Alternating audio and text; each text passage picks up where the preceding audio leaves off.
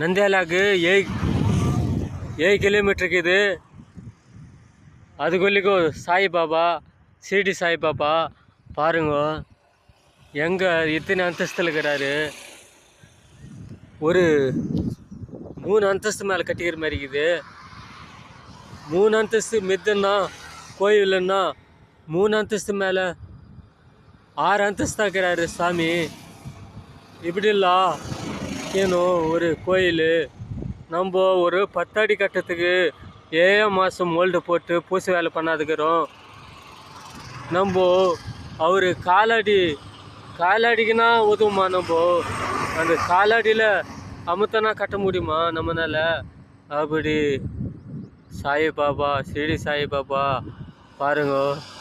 பார்க்கணுன்னா பார்த்துக்கினே இருக்கணும்னு தோணுது. ஆண்டவா இந்த மாதிரி நந்தியாலாக்கு